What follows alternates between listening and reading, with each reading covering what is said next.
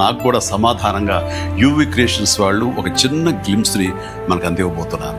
అది నా పుట్టినరోజు సందర్భంగా ఒక రోజు ముందు, అంటే ఇక్కడి కొన్ని గంటల తర్వాత ఆగస్టు 21 సాయంకాలం 6:06 అంటే కొన్ని గంటల వ్యవధిలో అది మన ముందు ఉంచుతున్నారు.